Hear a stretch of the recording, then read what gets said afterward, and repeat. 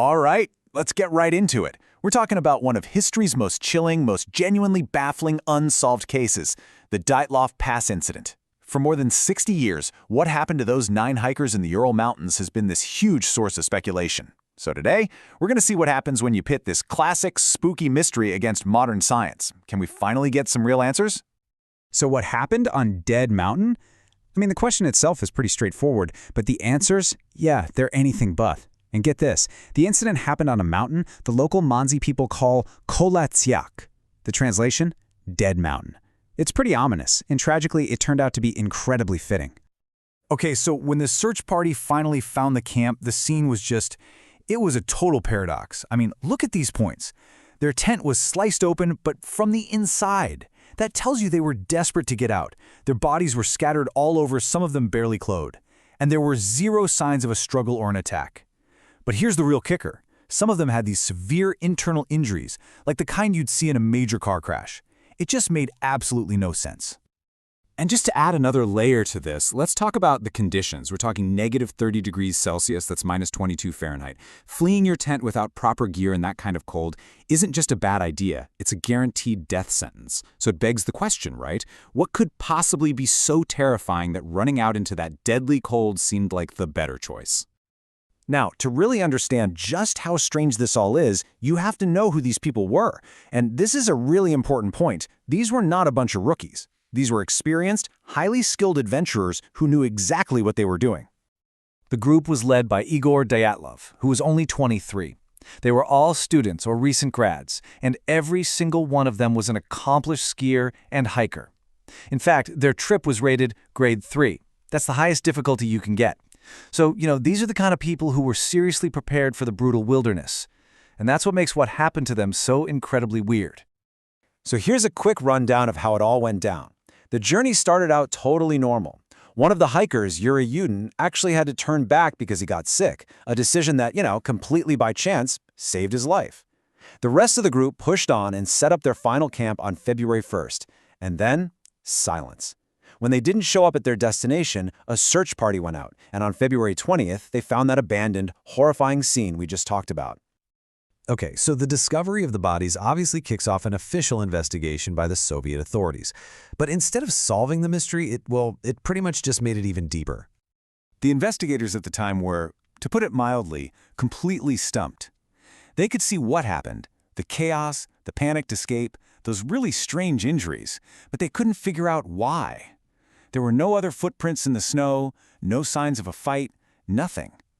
In the end, they basically just concluded that the hikers fled their tent in a panic from something, some kind of unknown threat.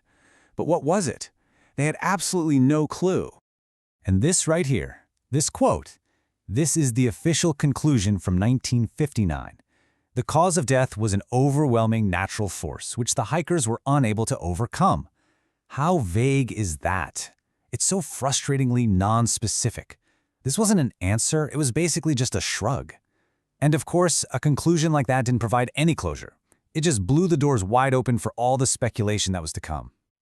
So when the official investigation comes up with, well, nothing, it creates this massive information vacuum. And you know what happens when there's a vacuum, right? People rush in to fill it. And boy, did they.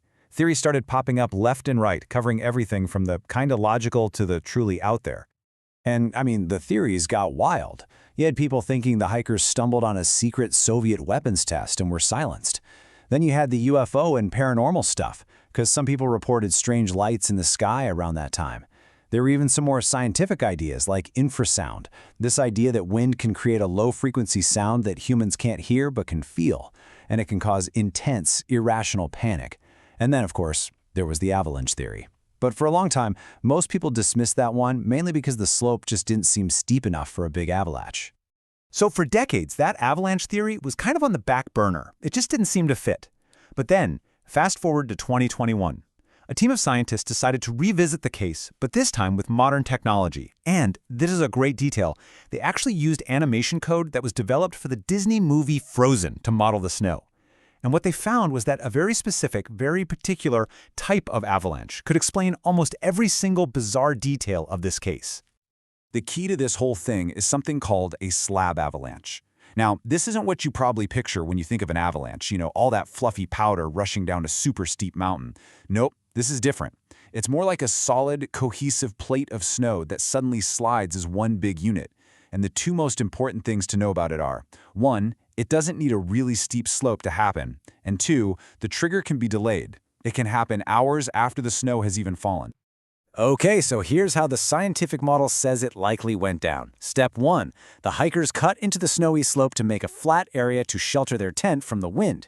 This was a smart move for warmth, but they didn't know it was also weakening the slab of snow just above them. Step 2.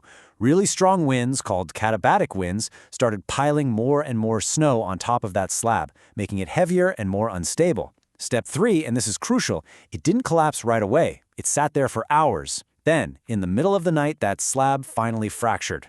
A relatively small but incredibly heavy block of snow slid down and landed right on their tent.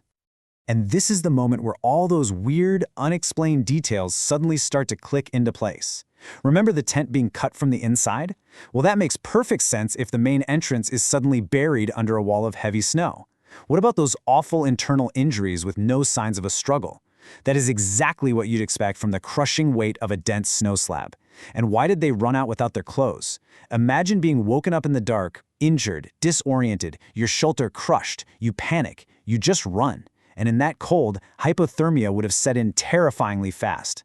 Suddenly, this one theory provides a logical explanation for what seemed like a totally illogical scene. So there you have it, a really solid, compelling scientific explanation. You'd think that would be it, right? Case closed. But the thing is, the story of Dyatlov Pass has grown into something bigger than just an old case file. And get this, Russian authorities actually reopened the official case in 2019. And after looking at everything again, what did they conclude? An avalanche. So their official findings now lined up perfectly with the scientific model. We have a consistent, evidence-based answer from two very different sources, the scientific community and the Russian government itself. And yet, the speculation is still out there. The story has become a modern legend, right? It's like the ultimate campfire tale about the scary, powerful unknown.